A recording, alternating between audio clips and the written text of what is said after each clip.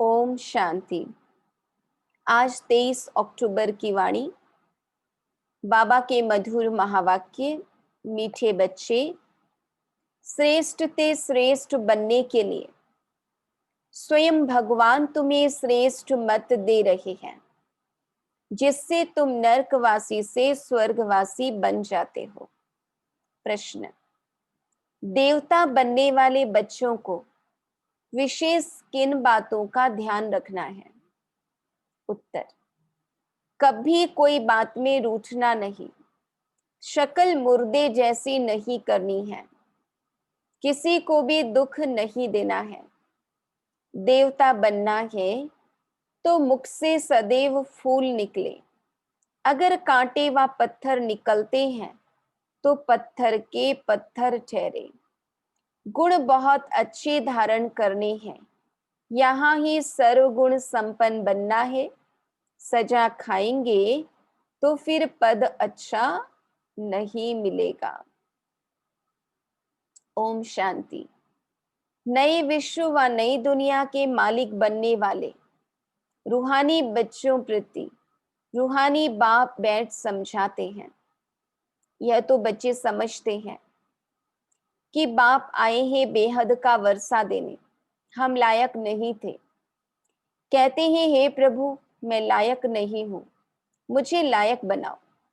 बाप बच्चों को समझाते हैं, तुम मनुष्य तो हो, यह देवताएं भी मनुष्य हैं, परंतु इनमें दैवी गुण हैं। इन्हों को सच्चा सच्चा मनुष्य कहेंगे। मनुष्यों में आसुरी गुण होते हैं तो चलन जानवरों मिसल हो जाती है। दैवी गुण नहीं है तो उसको आसुरी गुण कहा जाता है। अब फिर बाप आकर तुमको श्रेष्ठ देवता बनाते हैं। सचखंड में रहने वाले सच्चे सच्चे मनुष्य यह लक्ष्मी नारायण है। इन्हों को फिर देवता कहा जाता है।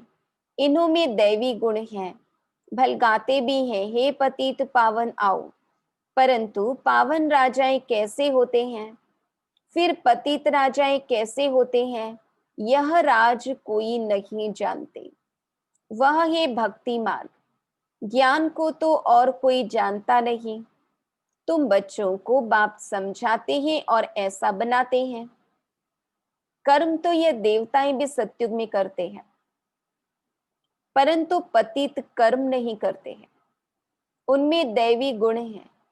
छीछी काम न करने वाले ही स्वर्गवासी होते हैं। नरकवासी से माया छीछी काम कराती है।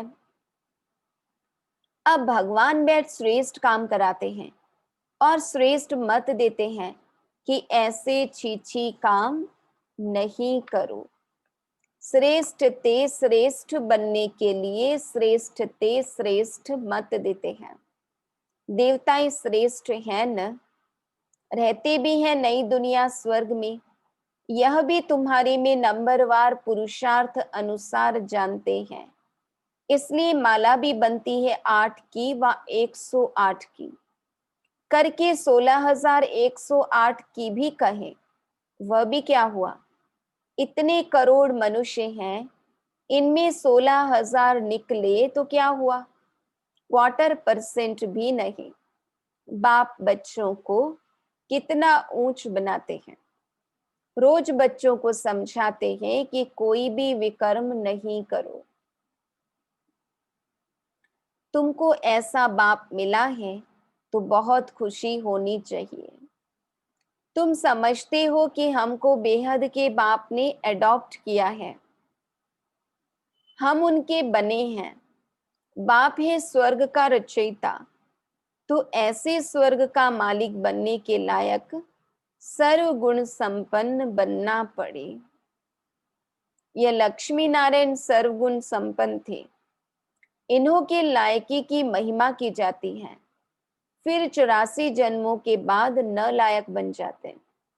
बाबा कहते जब देवता हैं तो लायक हैं, बाकी जन्म लेते लेते धीरे धीरे नालायक बन जाते हैं। एक जन्म भी नीचे उतरे तो जरा कला कम हुई।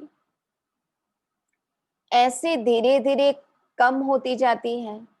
जैसे ड्रामा भी जो मिसल चलता है ना, तुम भी धीरे धीरे नीचे उतरते हो। तो 1250 वर्ष में 2 कला कम हो जाती है। फिर रावण राज्य में जल्दी जल्दी कला कम हो जाती है, ग्रहण लग जाता है। बाबा कहते जैसे सूर्य चांद को भी ग्रहण लगता है ना, ऐसे नहीं कि चंद्रमा सितारों को ग्रहण नहीं लगता है। बाबा कहते सबको पूरा ग्रहण लगा हुआ है। अब आप कहते हैं याद से ही ग्रहण उतरेगा, कोई भी पाप नहीं करो।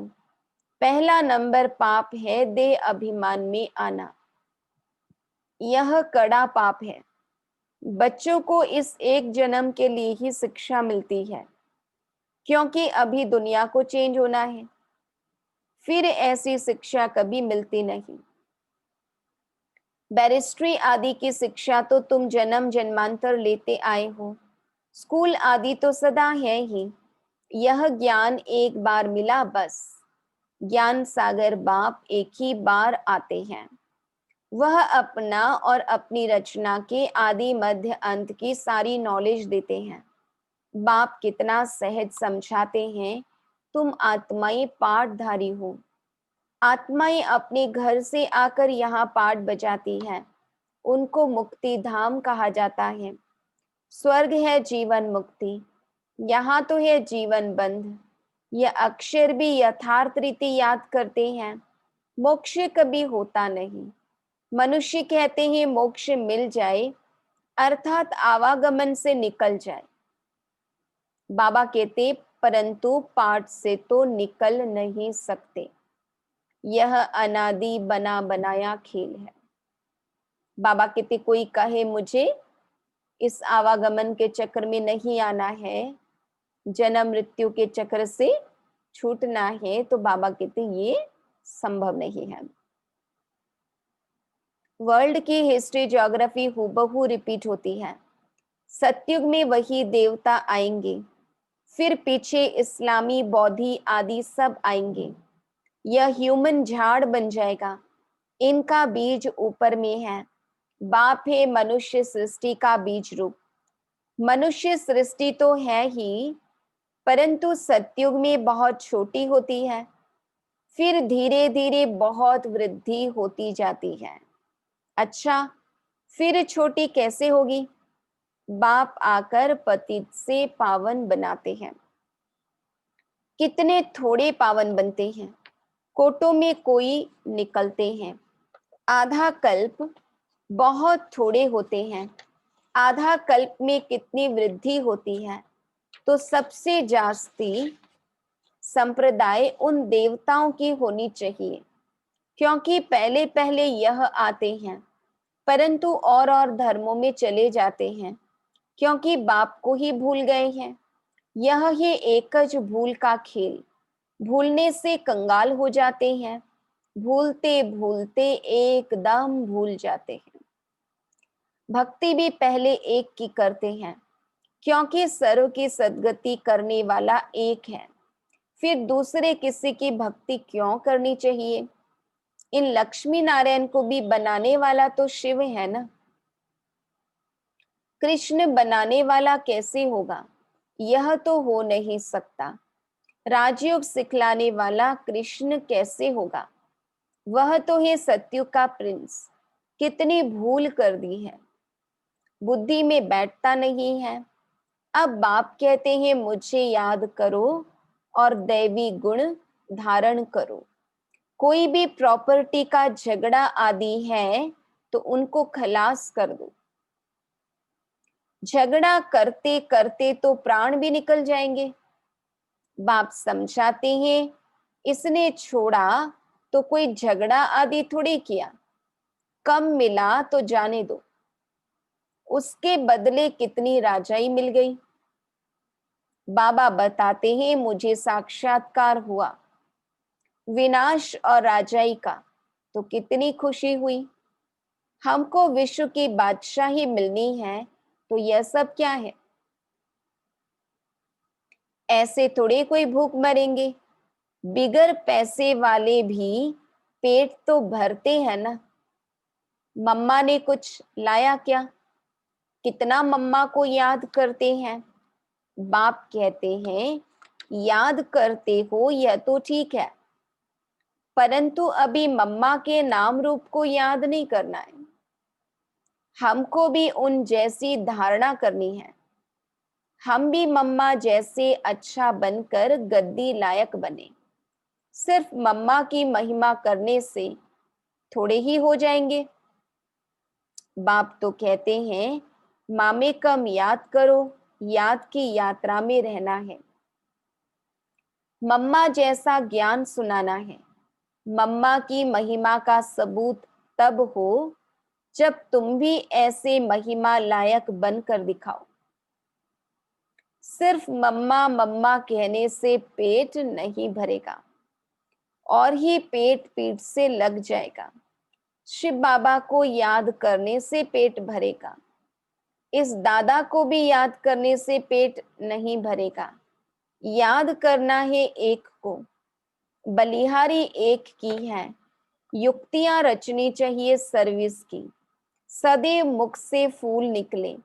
अगर कांटे पत्थर निकलते हैं तो पत्थर के पत्थर ठहरे। गुण बहुत अच्छे धारण करने हैं। तुमको यहाँ सर्व गुण संपन्न बनना है। सजा खाएंगे तो फिर पद अच्छा नहीं मिलेगा। यहाँ बच्चे आते हैं बाप से डायरेक्ट सुनने।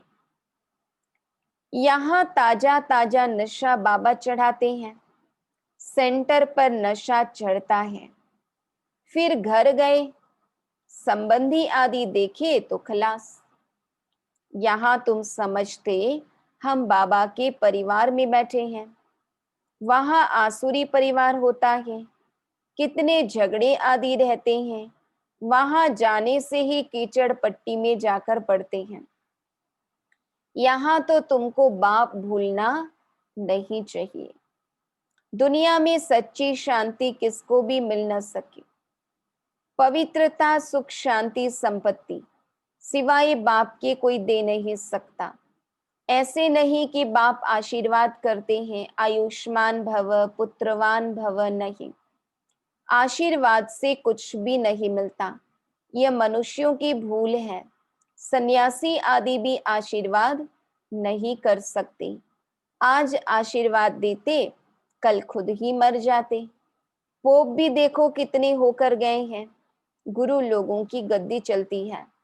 छोटेपन में भी गुरु मर जाते हैं, फिर दूसरा कर लेते। या चेले छोटे चेले को गुरु बना देते हैं। यह तो बाप दादा है देने वाला। यह लेकर क्या करेंगे? बाप तो निराकार है ना, लेंगे साकार। यह भी समझने की बात है। ऐसा कभी नहीं कहना चाहिए कि हम शिव बाबा को देते हैं। नहीं, हमने शिव बाबा से पदम लिया, दिया नहीं। बाबा तो तुमको अनगिनत देते हैं। शिव बाबा तो दाता है, तुम उनको देंगे कैसे? मैंने दिया यह समझने से फिर दे अभिमान आ जाता है। हम शिव बाबा से ले रहे हैं। बाबा के पास इतने ढेर बच्चे आते हैं, आकर रहते हैं, तो प्रबंध चाहिए ना। गोया तुम देते हो अपने लिए, उनको अपना थोड़े ही कुछ करना है। राजधानी भी तुमको देते हैं, इसलिए करते भी तुम हो। तुमको अपने से भी ऊंच बनाता हूं, ऐसे बाप को तुम भूल जाते हो। आधा कल्प पूज्य, आधा कल्प पुजारी। पूज्य बनने से तुम सुखधाम के मालिक बनते हो, फिर पुजारी बनने से दुखधाम के मालिक बन जाते हो। यह भी किसको पता नहीं कि बाप कब आकर स्वर्ग की स्थापना करते हैं।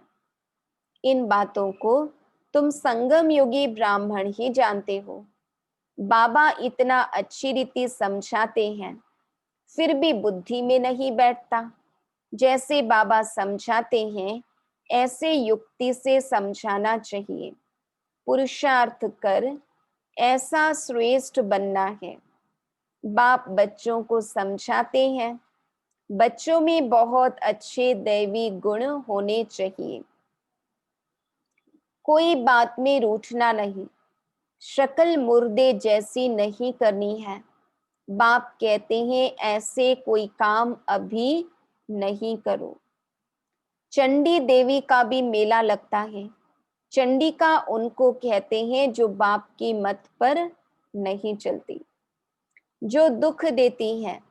ऐसी चंडिकाओं का भी मेला लगता है। मनुष्य अज्ञानी है ना, अर्थ थोड़ी समझते हैं। कोई में ताकत नहीं, वह तो जैसे खोखले हैं। तुम बाबा को अच्छी रीति याद करते हो तो बाप द्वारा तुम्हें ताकत मिलती है, परंतु यहाँ रहते भी बहुतों की बुद्धि बाहर में भटकती रहती है। इसलिए बाबा कहते हैं यहाँ चित्रों के सामने बैठ जाओ तो तुम्हारी बुद्धि इसमें बिजी रहेगी। गोले पर सीढ़ी पर किसको समझाओ तो बोलो सतयुग में बहुत थोड़े मनुष्य होते हैं, अभी तो ढेर मनुष्य हैं। बाप कहते हैं मैं ब्रह्मा के द्वारा नई दुनिया की स्थापना कराता हूँ, पुरानी दुनिया का विनाश कराता हूँ। ऐसे ऐसे बैठ प्रैक्टिस करनी चाहिए। अपना मुख आप ही खोल सकते हैं। अंदर में जो चलता है वह बाहर में भी निकलना चाहिए। गूंगे तो नहीं होना। बाबा कहते जिसको ज्ञान समझ में आया है, जो ज्ञान का विचार सागर मंथन करता है, वो औरों को सुना भी सकते हैं, समझा भी सकते हैं। घर में रड्डियां मारने के लिए मुख खुलता है, ज्ञान सुनाने के लिए नहीं खुलता। बाबा मीठी डांट लगा रहे हैं। चित्र तो सबको मिल सकते हैं, हिम्मत रखनी चाहिए। अपने घर का कल्याण करें। अपना कमरा चित्रों से सजा दो तो तुम बिजी रहेंगे, या जैसे तुम्हारी लाइब्रेरी हो जाएगी। दूसरों का कल्याण करने के लिए चित्र आदि लगा देना चाहिए। जो आए उनको समझाओ। बाबा कहते तुम बहुत सर्विस कर सकते हो, थोड़ा भी सुना तो प्रजा बन जाएंगे। बाबा इतनी उन्नति की युक्तियां बतलाते हैं। बाप को याद करो तो तुम्हारे विकर्म विनाश होंगे। बाकी गंगा में जाकर एकदम डूब जाओ तो भी विकर्म विनाश नहीं होंगे। यह सब है अंधश्रद्धा। हरिद्वार में तो सारे शहर का गंध आकर गंगा में पड़ता है। सागर में कितना गंध पड़ता है। नदियों में भी किचड़ा पड़ता रहता है, उससे फिर पावन कैसे बन सकते। माया ने सबको बिल्कुल बेसमझ बना दिया है। बाप बच्चों को ही कहते हैं कि मुझे याद करो। तुम्हारी आत्मा बुलाती है ना, हे पतित पावन आओ। वह तुम्हारे शरीर का लौकिक बाप तो है, पतित पावन एक ही बाप है। अभी हम उस पावन बनाने वाले बाप को याद करते हैं। जीवन मुक्ति दाता एक ही है, दूसरा न कोई। इतनी सहज बात का अर्थ भी कोई समझते नहीं। अच्छा, मीठे मीठे सिक्की लधे बच्चों प्रति माता पिता बाप दादा का याद प्यार और गुड मॉर्निंग। रूहानी बाप की रूहानी बच्चों को नमस्ते। हम रूहानी बच्चों की रूहानी बाप दादा को याद प्यार गुड मॉर्निंग, नमस्ते नमस्ते नमस्ते। धारणा के लिए मुख्य सार। मुख से ज्ञान रतन निकालने की प्रैक्टिस करनी है। कभी मुख से कांटे व पत्थर नहीं निकालने हैं। अपना और घर का कल्याण करने के लिए घर में चित्र सजा देने हैं। उस पर विचार सागर मंथन कर दूसरों को समझाना है, बिजी रहना है। दूसरा, बाप से आशीर्वाद मांगने के बजाय उनकी श्रेष्ठ मत पर चलना है। बलिहारी शिव बाबा की है, इसलिए उन्हें ही याद करना है। यह अभिमान न आए कि हमने बाबा को इतना दिया। बाबा कहते देते कुछ नहीं है, शिव बाबा तो खुद दाता है, हम लेते हैं बाबा से। वरदान, विश्व कल्याणकारी की ऊंची स्टेज पर स्थित रहे, विनाश लीला को देखने वाले साक्षी दृष्टा भव। अंतिम विनाश लीला को देखने के लिए विश्व कल्याणकारी की ऊंची स्टेज चाहिए, जिस स्टेज पर स्थित होने से देह के सर्व आकर्षण अर्थात संबंध, पदार्थ, संस्कार, प्रकृति के हलचल की आकर्षण समाप्त हो जाती है। जब ऐसी स्टेज हो तब साक्षी दृष्टा बन ऊपर की स्टेज पर स्थित हो शांति की, शक्ति की किरणें सर्व आत्माओं के प्रति दे सकेंगे। स्लोगन, ईश्वरीय शक्तियों से बलवान बनो तो माया का फोर्स समाप्त हो जाएगा। ओम शांति।